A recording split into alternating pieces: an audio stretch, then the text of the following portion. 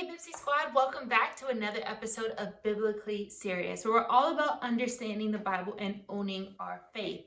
It is March, which means it is Women's History Month, and this is a time of the year that we reflect and we celebrate the accomplishments of incredible women throughout time and throughout the world. It's also a great opportunity to learn about women in the Bible. Over the next 3 weeks, we'll take a look at passages featuring women and we'll interpret them, and we will determine what it means for women today, our identity, and our roles in society. So first up are the daughters of Zelophehad in Numbers 27.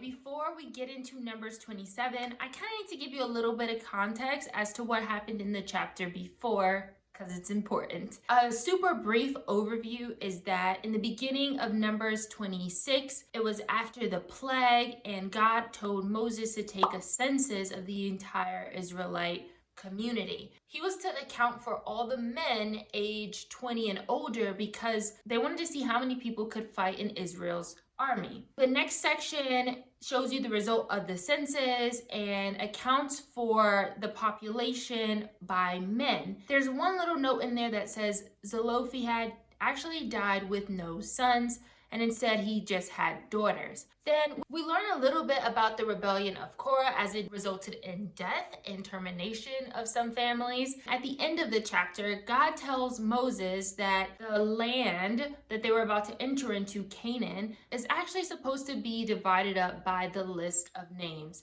So we have a scenario where there's a census, it's only accounting for men aged 20 and over. And then at the end of that, God says the promised land that you guys are going to go into is actually going to be divided up based on these names. So now we get into Numbers 27.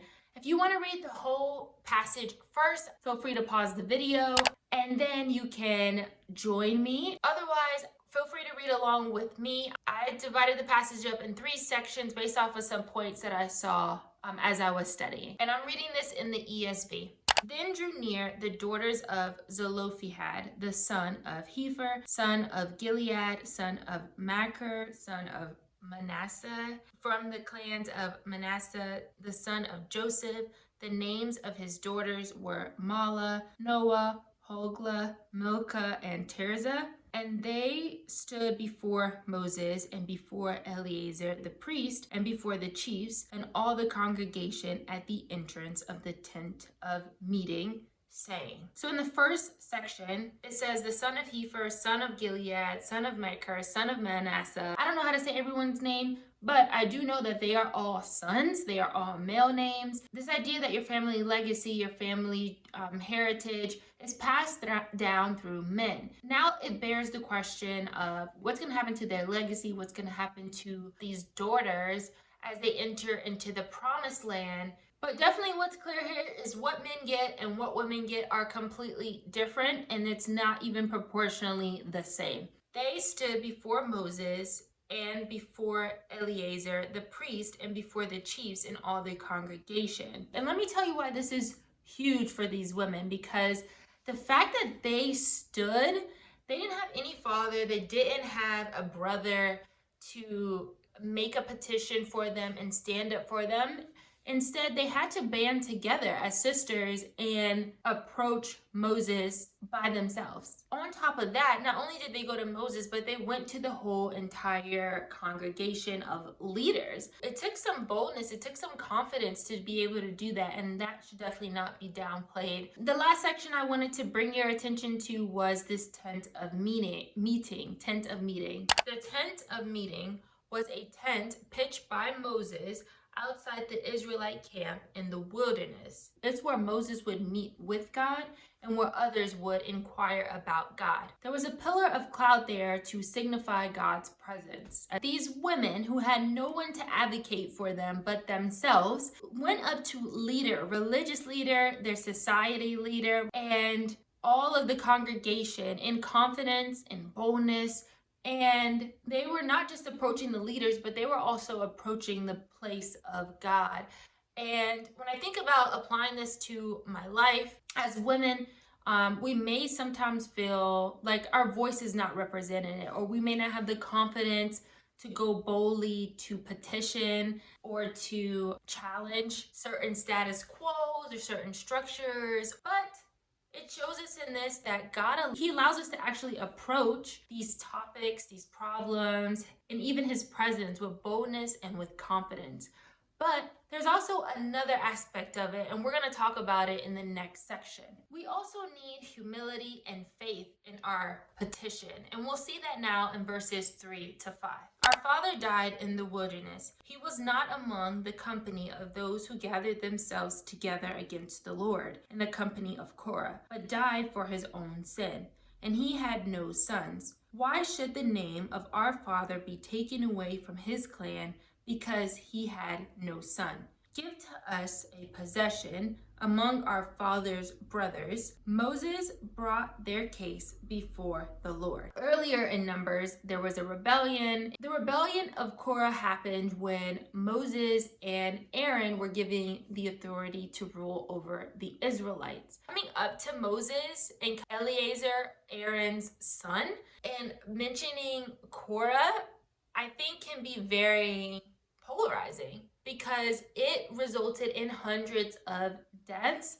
It had a divide in the camp. If there was any kind of confusion that their father was associated with Korah, they completely disarmed that in the beginning. And there was an act of humility there to say, even though our father wasn't 100% perfect, right? He died from his own sins. He didn't make it to the promised land because he didn't believe, right?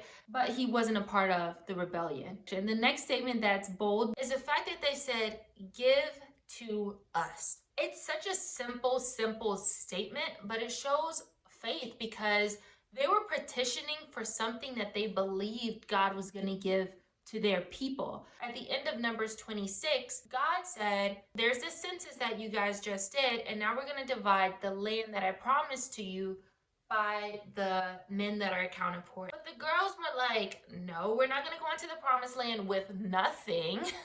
So we're going to go and petition before all of Israel. They made a case as if the land existed right now, and it did not. But they had enough faith to know that this is something that was going to come to pass, and they wanted to make sure that they were prepared and they were accounted for when God did give his provision and his blessing through this land. The last thing I want to talk about for this point is Moses brought their case before the Lord. Like, when I saw this, I was like, you know what? A good leader does bring that to God. When you are encountering something that's brand new, that is unfamiliar, that is going to shake up things, you bring it to God. Even though that's not about the women, I think that's important to know. Moses showed how much he valued the voice of his people, and even so much believes that God could be using his constituents to even draw him nearer to God. And he doesn't just dismiss you. And as a woman, if you feel like you've been dismissed in the church, I want you to know that that is not of God. Story tells us that we can bring our case with boldness, but with humility and with faith, and we can petition, and God would honor that, and he would listen to it, and he would have our leaders listen to it as well. When I say God will listen to it, we're going to talk about that in the next point. So let's go on to the next section. And the Lord said to Moses, the daughters of Zelophehad are right. You shall give them possession of an inheritance among their father's brothers, and transfer the inheritance of their father to them. And you shall speak to the people of Israel, saying, if a man dies and has no son, then you shall transfer his inheritance to his daughter. And if he has no daughter, then you shall give his inheritance to his brothers. And it shall be for the people of Israel a statute and rule as the Lord commanded Moses. The first thing is God saying, you are right. What? I mean, I honestly think they were right, and God was looking out for them even before they opened their mouth and asked for a petition, because in number 16, when the rebellion of Korah was happening, Moses made a statement that said, he will let the one he chooses come near him. And I believe the fact that God even allowed the daughters of Zelophehad to even approach the tent of meeting, presence of God and leadership, was because he wanted it to happen. I love that God agrees and God affirms it. So it's not just Moses saying, oh yeah, girls, that's a good idea. No.